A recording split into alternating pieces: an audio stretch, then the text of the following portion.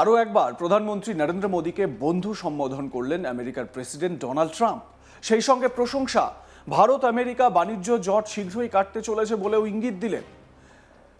কোথায়, কেনই বা দিলেন? নিশ্চয়ই এতগুলো প্রশ্ন বা কৌতূহল মনে জমছে। বলি এবারে, সুইজারল্যান্ডের দাভোসে ভারত আমেরিকা বাণিজ্য চুক্তি সম্পর্কে সংবাদ মাধ্যমের সঙ্গে আলাপচারিতায় ট্রাম্প বলেন, আপনাদের প্রধানমন্ত্রী নরেন্দ্র মোদীকে আমি সম্মান করি। উনি একজন অসাধারণ ব্যক্তি, আমার বন্ধু। আমরা একটা দুর্দান্ত বাণিজ্য চুক্তি করতে চলেছি। তো ডোনাল্ড ট্রাম্প তিনি তার বক্তব্যে এই কথাগুলো বলেছেন। তিনি বলছেন, বলে রাখি, ভারত ও আমেরিকার মধ্যে বাণিজ্য আলোচনা ভেস্তে যাওয়ার পর ভারতীয় পণ্যের উপর চড়া শুল্ক আরোপ করেছিলেন আমেরিকার প্রেসিডেন্ট ডোনাল্ড ট্রাম্প। গত বছর অগাস্টে 50% শুল্ক চাপানো হয়। প্রথমে 25% শুল্কের কথা ঘোষণা করেছিলেন ট্রাম্প। ভারত রাশিয়া থেকে তেল কেনা বন্ধ করেনি। এই যুক্তি দেখিয়ে আরও 25% শুল্ক চাপান। গত সপ্তাহে ভারত সরকার জানায়, গত বছরের ফেব্রুয়ারিতে আলোচনায় বসার পর থেকে দুই দেশ বেশ কয়েকবার চুক্তির কাছাকাছি পৌঁছায়।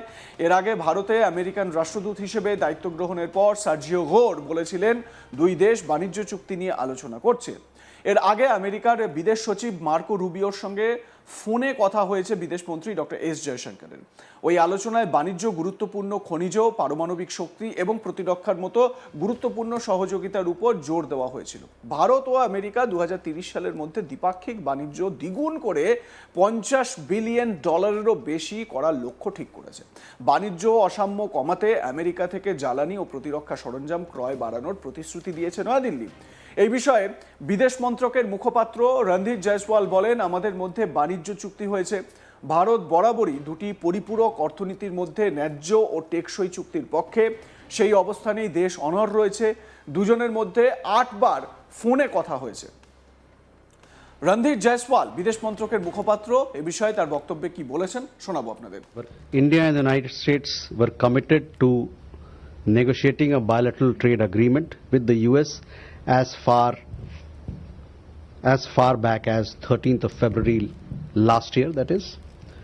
Since then, two sides have held multiple rounds of negotiations to arrive at a balanced and mutually beneficial trade agreement. On several occasions, we have been close to a deal. The characterization of these discussions in the reported remarks is not accurate. We remain interested in a mutually beneficial trade deal between two complementary economies and look forward to concluding it. Incidentally, Prime Minister and President Trump have also spoken on phone on 8 occasions during 2025, covering different aspects of our wide-ranging partnership. দাভোসে বিশ্ব অর্থনৈতিক ফোরামের মঞ্চে ইউরোপীয় কমিশনের president Ursula von der Leyen যখন ইউরোপীয় union ও ভারতের প্রস্তাবিত মুক্ত বাণিজ্য চুক্তিকে মাদার অব অল ডিলস বলে উল্লেখ করেছেন। আর এই মন্তব্য নিছক কোনো কাব্যিক উক্তি নয়, বরং এটা হচ্ছে একটি সুস্পষ্ট রাজনৈতিক ও অর্থনৈতিক বার্তা। বিশ্ব অর্থনীতি দ্রুত এমন এক পর্বে প্রবেশ করছে যেখানে বড় শক্তিগুলি নতুন নতুন বাণিজ্য ব্লকের মাধ্যমে নিজেদের অবস্থান শক্ত করছে। ইউরোপীয় ইউনিয়নের 27টি দেশ ও ভারতের মধ্যে প্রায় চূড়ান্ত এই মুক্ত বাণিজ্য চুক্তি বাস্তবায়িত হলে বিশ্বের প্রায় 200 কোটি মানুষের বাজার এক ছাতার নিচে আসবে। সম্মিলিতভাবে এই বাজারের অর্থনৈতিক আকার দাঁড়াবে বৈশ্বিক জিডিপির প্রায় 25%, যা ইতিহাসের অন্যতম বৃহৎ বাণিজ্য চুক্তি হতে পারে।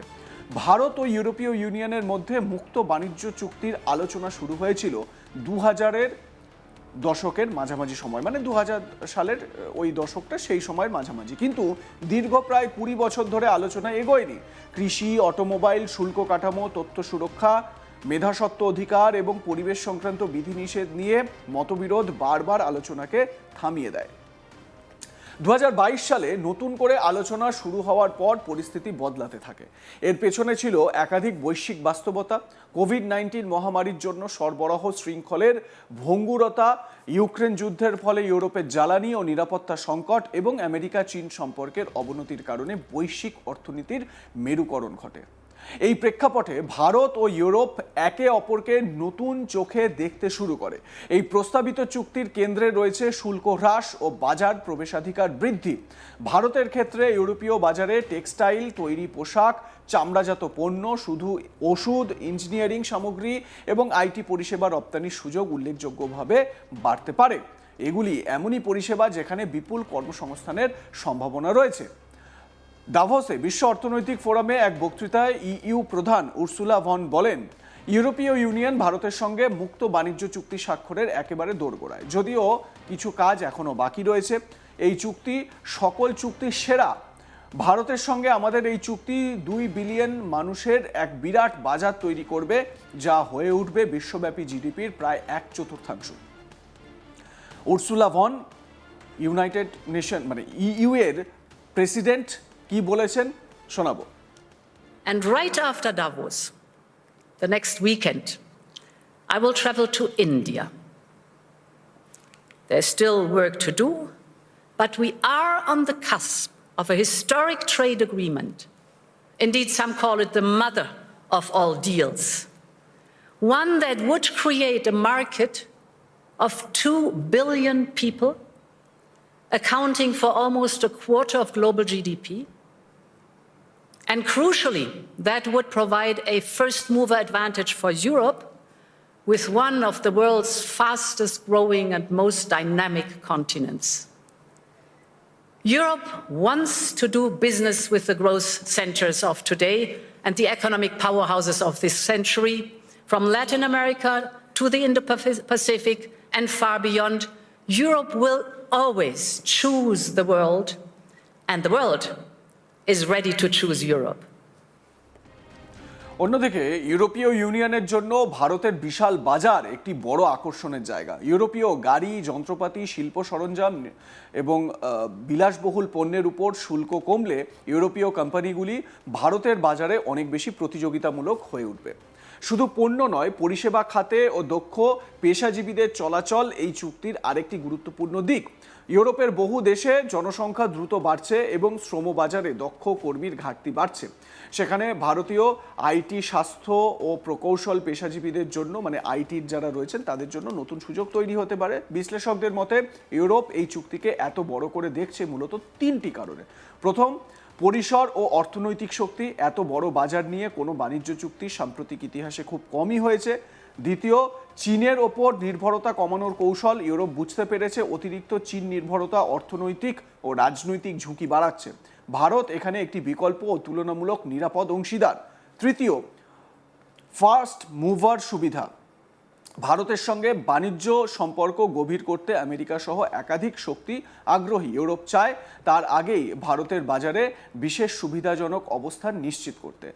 এই চুক্তির প্রভাব শুধু ইউরোপ ও ভারতের মধ্যেই সীমাবদ্ধ থাকবে না, এর অভিঘাত পড়তে পারে বৈশ্বিক অর্থনীতিতে, বিশেষ করে আমেরিকার উপরে।